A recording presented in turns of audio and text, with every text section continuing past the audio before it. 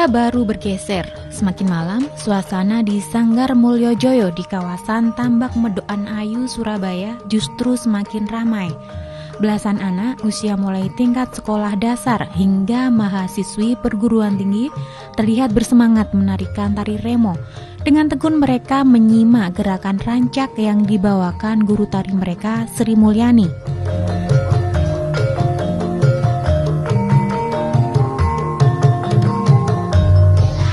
Sederhananya tempat latihan tidak mengurangi semangat anak-anak ini berlatih tari. Sepenuh semangat sang guru, wanita energik berusia 38 tahun yang terkenal sebagai penari sekaligus koreografer tari handal di Jawa Timur, yang memiliki jam terbang tinggi baik di dalam maupun di luar negeri.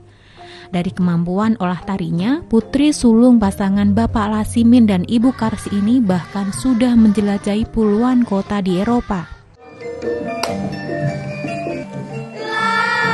Bisa dibilang tari adalah nafas hidup bagi ibu tiga putra ini.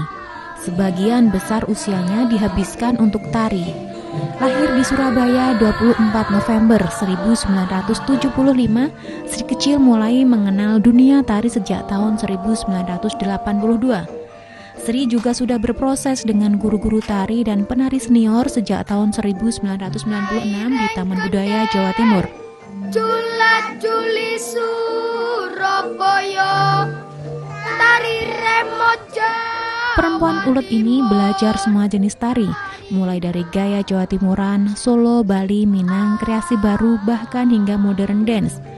Pendidikan formalnya ia tempuh di sebuah sekolah seni di Surabaya. Dedikasi total Sri ini pun berbuah manis. Sejak SD hingga perguruan tinggi, Sri selalu menyabet predikat terbaik dalam berbagai kompetisi tari. Di situ saya belajar menari mulai tahun 82. Saya kelas 2 SD.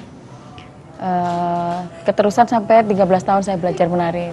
Di Taman Budaya itu ada beberapa sanggar yang saya ikuti, yaitu Bina Tari Jawa Timur, terus kreasi baru, di situ ada sanggar tari Bali juga, terus tari Solo, terus di situ ada tari modern, saya juga belajar, dan di situ saya dari pengalaman yang saya dapat itu suatu vokabuler yang bisa membuat saya punya kreativitas yang kaya sekali di situ. Tak sekedar piawai menari, Sri juga handal menciptakan ratusan karya tari yang sudah dipentaskan dalam berbagai festival. Juga mampu berkolaborasi dengan penata tari luar negeri, seperti karya Le Pop de Gilgamesh yang dipentaskan keliling di 24 kota di Perancis pada tahun 1997. Sri juga pernah berkesempatan pentas keliling di 50 kota di Belanda dan tampil di Festival Darling Harbour Sydney, Australia, sekaligus memberi workshop tari, musik karawitan dan tembang pada mahasiswa di sana pada tahun 2004. Tampil di Turki juga pada tahun 2007 hingga beberapa kali pentas di Hong Kong.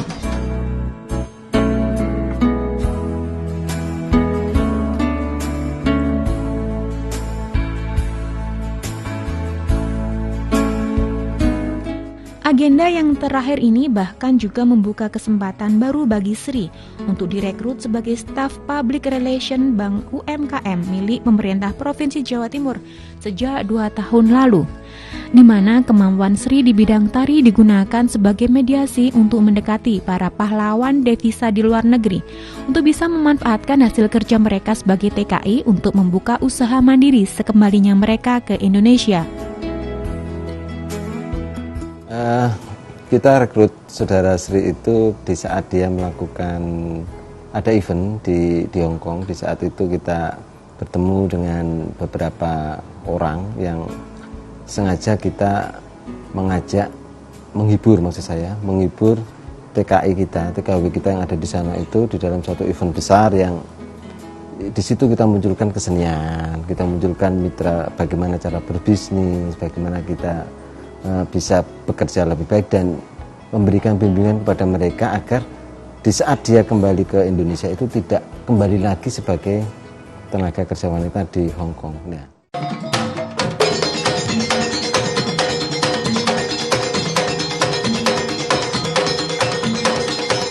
Beruntung di tempat kerja baru, Sri juga memberi kesempatan penuh padanya untuk mengeksplorasi kemampuan dan potensinya.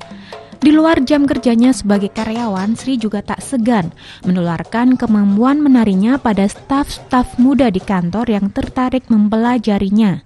Sebuah langkah mulia untuk tetap bisa menguri-uri tradisi kesenian tari dengan menularkannya pada generasi muda, seperti yang dilakukan Sri bersama mantan suaminya Kitoro yang juga tercatat sebagai dalang dan pemusik tradisional saat mendirikan Sri Production pada tahun 1997.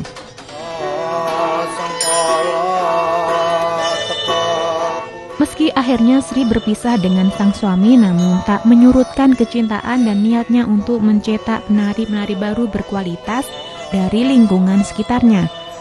Pada titik terendah hidupnya, alumnus STKW Surabaya ini mampu survive, bahkan ikut memberdayakan masyarakat di sekitarnya.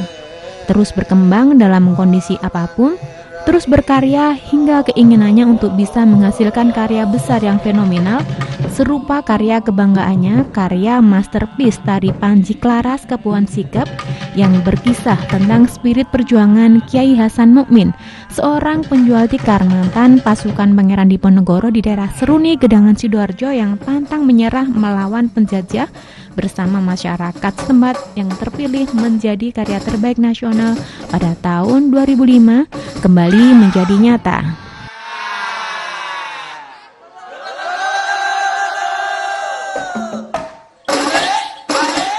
Dan saya bersyukur banget kepada Allah yang memberikan kesempatan pada saya bisa menari.